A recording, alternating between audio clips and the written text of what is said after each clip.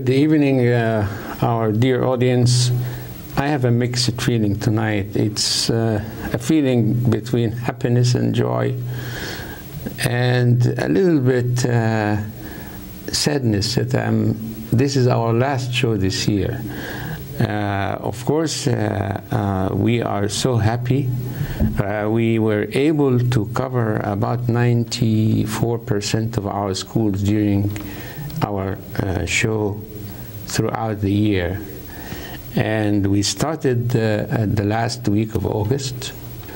We continued until June, and the schools are already closed.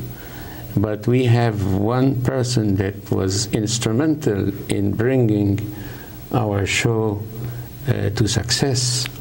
And this person is a wonderful addition to our community school district, Kate Moreland. Thank you.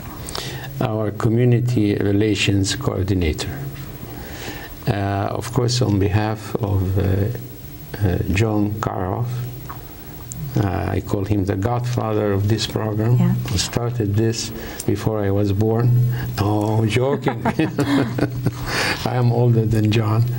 And Michael Peterson, who has been carrying this show on his shoulders all these years, and myself, and all these camera people that you see around us, and studio audience.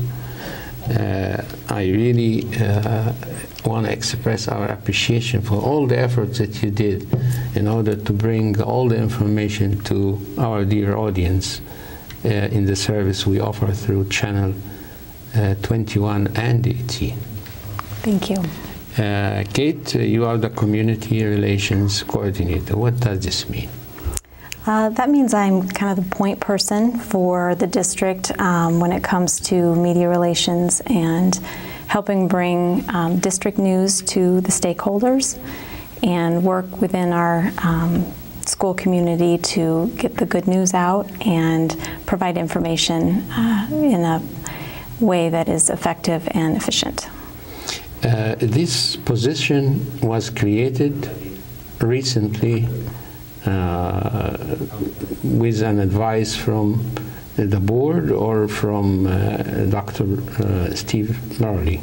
I believe that my position was created at the with Steve Murley wanting to create that position. He had someone in this position in his previous district, and actually most districts of our size in Iowa have people in this position. Capacity, yeah. Yes, so I've met a lot of people from other school districts here in Iowa when we have conferences and share information. So in other words, you took really John Karoff's position because nobody was the voice of the community school district to the community, but John Karoff and Mike Peterson. Yes. For years, and and they volunteered to do this. I mean, they both were teachers, and they do full time work.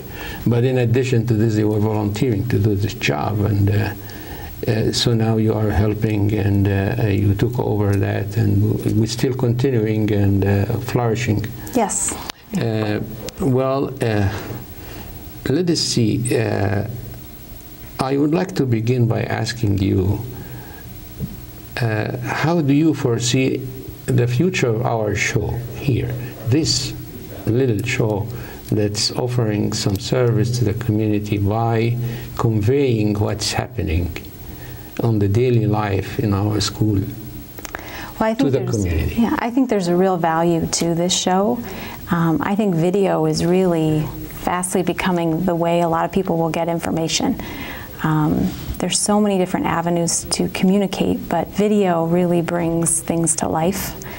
And I think that we'll have our community, if we continue to provide these little snippets of what's going inside our schools to the community, I think that it will continue to become a very positively received program. So I see it as a very large part of being able for our community to see the district as a whole and tune in and learn about what's going on in our schools. So I think it's instrumental in the future. And as a matter of fact, we have added this year more of a fair and balanced taste to the show. Because now we bring parents who have concerns. Sometimes some of them are criticizing the district. It's not always something, okay, that's the best thing we do, we are the best. No, we allow for criticism, and John Karoff himself, he said earlier, if anybody in the community would like, and I'm talking to our audience now, would like to come up with some idea, we are really welcoming any new additions and any new vein to our work. So don't hesitate. If you have some criticism, come over and we'll discuss it. We'll offer you a forum here and a podium to express your view. And I think we have been encouraged by Steve Merle not to say no to anyone. He wanted all the views to be on the table and all the voices to be heard. And to this, we appreciate his efforts a lot. Kate, how do you describe a day for me when you deal with news media and like last week, you had a very hectic week, right? Yes, it was. Tell me about it. Well, Memorial Day weekend, obviously there was the landfill fire, and while that seems like an external, unschool-related event, we quickly learned on Tuesday, well actually Monday, Steve was in touch all weekend with the Department of Public Health and city officials that it was going to be a problem for some of our West Side schools. And so it was important right away on Monday morning to determine the safety of the air quality for kids at recess, and so decisions had to be made, and we relied on the Department of Public Health, and kids were kept in at recess, at least 2 of our elementary schools, for a couple days. And so what kind of you expect to be kind of the last week and kind of easing your way out of the year was a little more stressful, and safety is always the most important thing, and everything else needs to kind of be put to the side when safety is a concern in any situation. So. No doubt that was a difficult decision to make, because it's never good for everybody, because eventually there was some criticism that was raised by some letters to the editor on the papers regarding why didn't you close the school immediately to avoid any health hazards for our kids. And we discussed this last week with Mrs. Bolton when she was here, our health coordinator in the district. And she explained it very well by saying, well, we have to weigh our decision for its pros and cons. And for her, it was more risky if we let the kids go home and they will go out, play in the streets and ride their bikes, and they will be even more exposed. She said, we thought it would be much better if they are in a closed environment under our supervision, so we can be at least in control of what's happening there. Yes. And I think that was very wise that you made this decision. I know that you were involved with this decision too. Now, a question that has been raised a lot last week again is this listeria thing and nutrition in school, because lettuce evidently was found to be carrying some of the microorganism listeria, which can cause a serious illness. I really applaud the district for the quick intervention, and by sending the message. I received the message at home from Steve Merle on my phone twice, telling me as a parent, if any. How did you come up with the decision so quickly?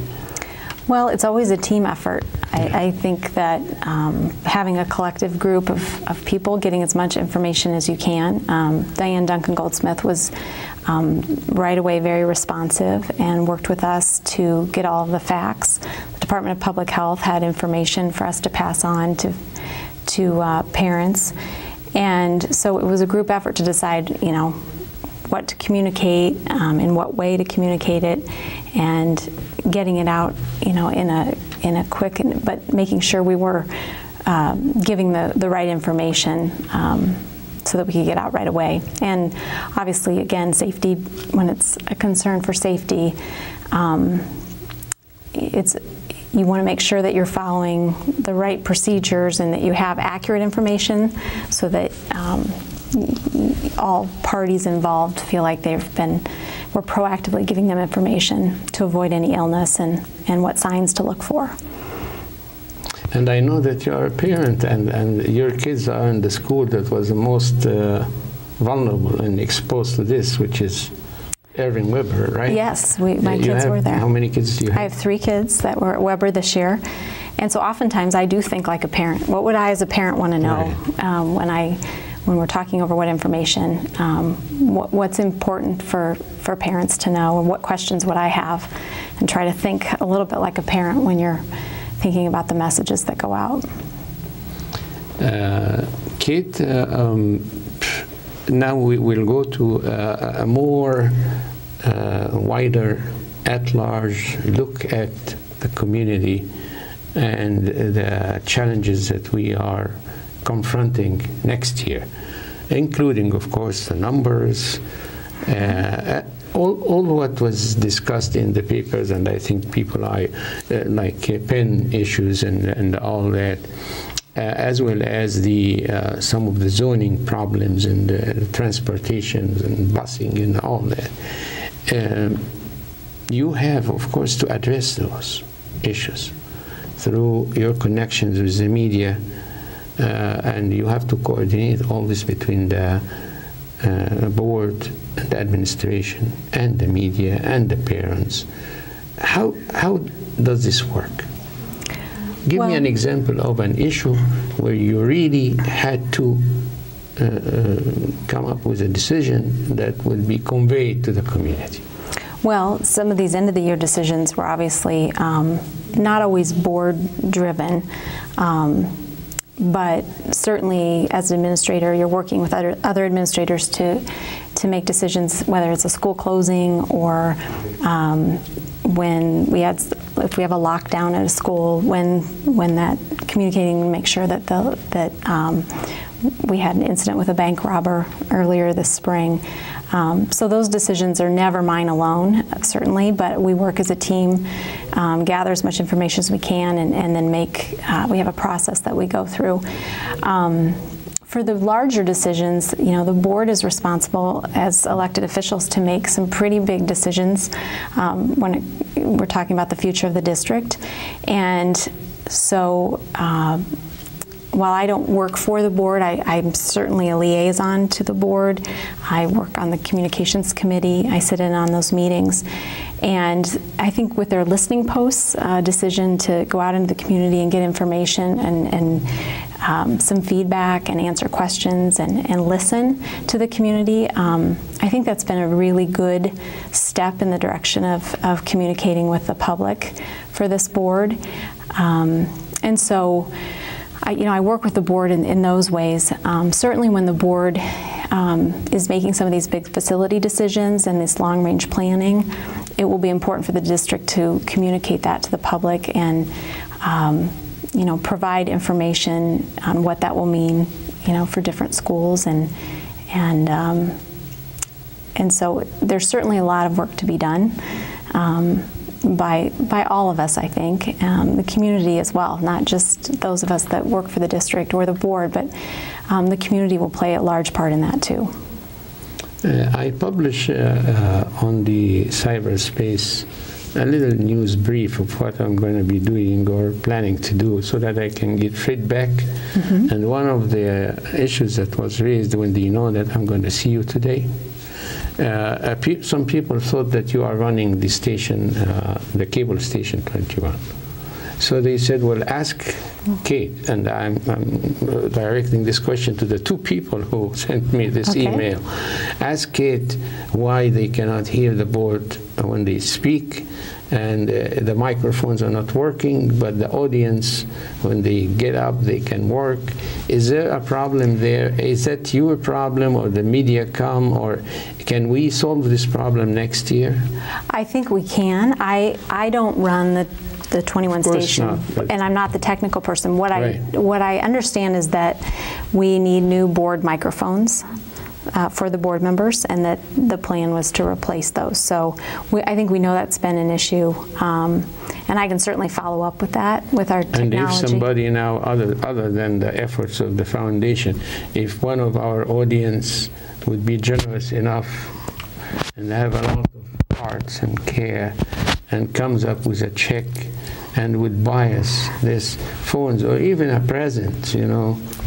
That would be welcome, yes. Isn't that be good, you know? Yes, it is important. Yeah. And as we now have the board meetings online as well, it's obviously important that because you have people a can beautiful, hear. Kate, you have a beautiful setting, a beautiful table, a nice building, lights. The microphones need to and then work. the people are mute. And that's unfair. And that's why I would like you to talk about these listening stations, because a lot of our audience didn't know about these listening stations, how they can find them, what do they do in order to communicate to the board, other than just attending the meetings. Well, the board, we do the communications committee, the board communications committee does a press release whenever they schedule one, so that it's put in the newspaper. We also put it right on the district homepage calendar that there's a listening post. They're out in the community. They're not, at this point, haven't been in the schools. They're out at different community locations. So when I receive that information, I just make sure that it's available on the district website. And I know the press has picked up each and every one as far as advertising it. And so there's information on the website, and then also, but I know that's something that they're looking at too, is different communication avenues, if there's other ways that they can get that information out there. They've done, I think, 4, maybe 5 of them. So there will be more to come, and so that's something too that I can certainly take back to the board to increase the amount of communication that's going on, to advertise those. And now let us go to again to your vision about your role next year when all these challenges come about. How do you foresee the future of your role in collaboration with what's going on in the district in general?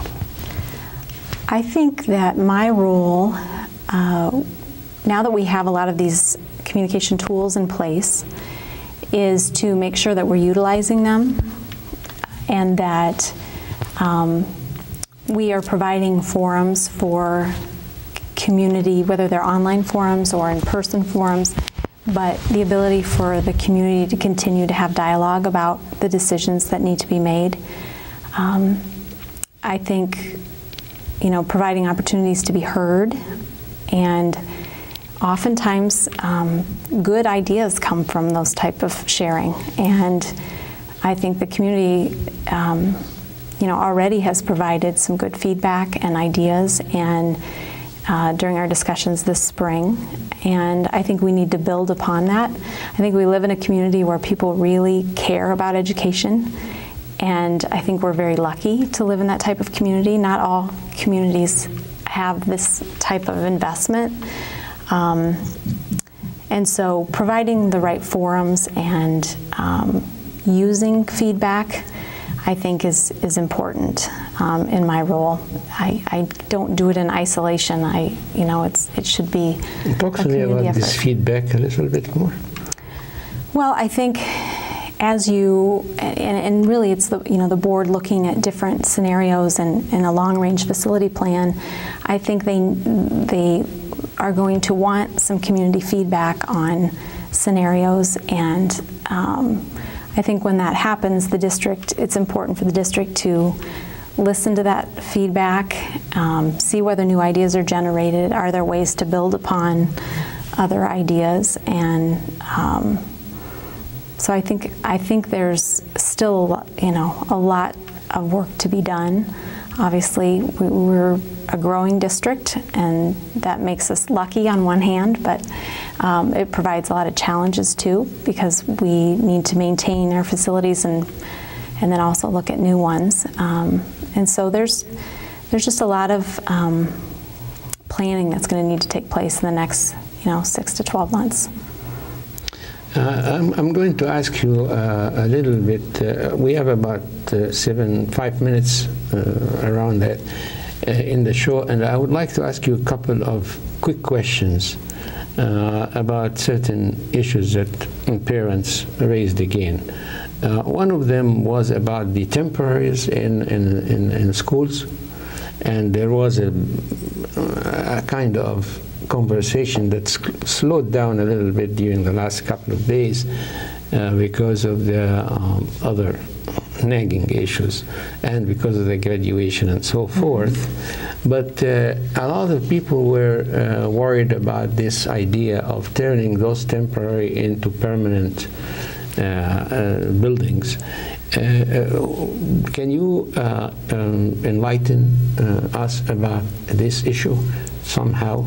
What's going to happen? Is it still in the process of in progress, or is the decision was made already? I know that they are looking at all the temporaries in the district, or portables, depending on what you call them, and determining what the best use for them is right now. It's not the district's wish that they become long-term solutions, but where we can utilize them to alleviate short-term overcrowding, then I think that's a good use of them, and we need to make sure we're using them where that's best served. But then a long-range facility plan will hopefully eventually eliminate those in the areas where we have this short-term overcrowding. So I think it's one part of a much larger puzzle. Unless, of course, we go to the idea of building a third high school and then two. I heard 2 new elementary schools too. So this will be a big task that will take a lot of money. Yes. Is there any discussion among you people up there about the way to get? Are you thinking of a bond issue? Are you thinking of a tax, a property tax increase? What is the vision that the Administrative Council has regarding this issue? Well, ultimately, I think the board will have to make a decision regarding the third high school, and everything kind of flows from that decision. And so, at this point, I know that there's a high school study committee that has been meeting very regularly, and the report just came out for that on what a third high school would look like, so that the board members are knowledgeable about what it is they're looking at doing. And then I think that decision will eventually then lead to what other facilities are necessary and at what time, and then how do we finance those, and what's the plan for funding for the facilities that we frankly need. We know there's overcrowding at both areas of our community at the elementary level, and so I think it's prudent and for a long-range plan to be put into place so that community members and families know what to expect.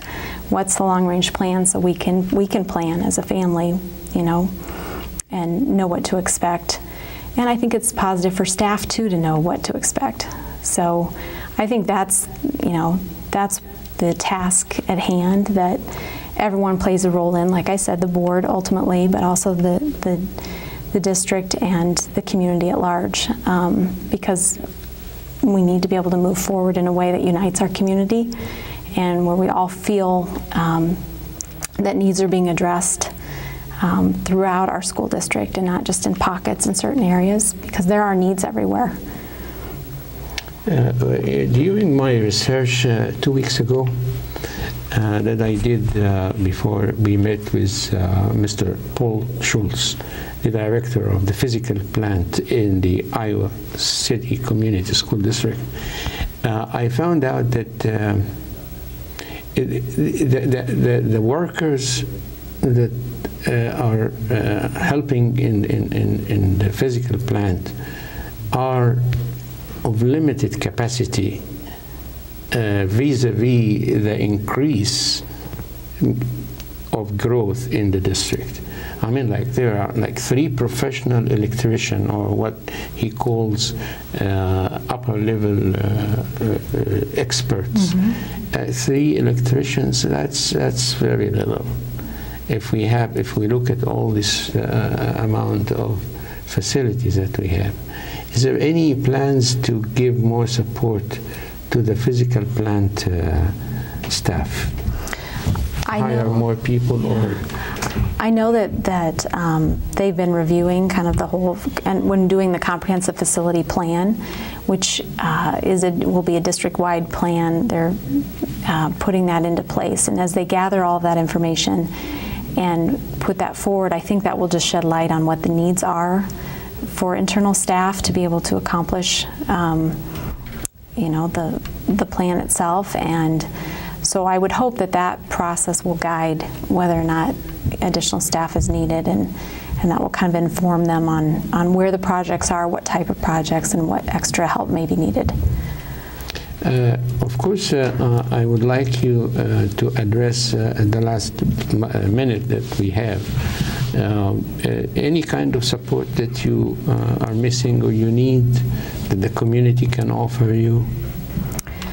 Well, I think you know, as we see public, you know, funding kind of sometimes being uncertain, and we look at kind of the landscape of public education, I just think as a community, we already have such a good foundation. We have so many businesses and organizations that assist the schools and our supporters. Your foundation is doing a great job too. They are doing an amazing job, and so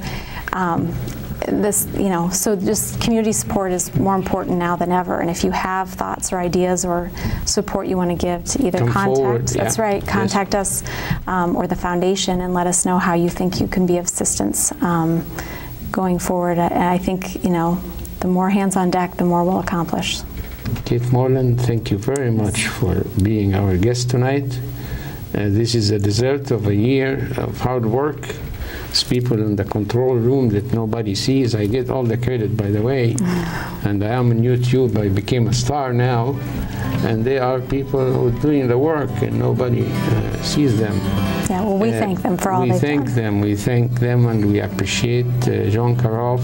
He had a difficult time this year, and he was able to make it, and he became stronger than ever. And we'll have him for 10 more years working with us with full capacity. We have Mr. Michael Peterson, who has done a tremendous job. And I'm wrapping up this show to tell people that we are on Channel 21. Watch the listing on Channel 18, Saturdays 2:30, and Mondays on 7 o'clock, at 7 o'clock in the evening. And we are on YouTube tomorrow. So thank you again, and thank you our audience for a wonderful year. Yes,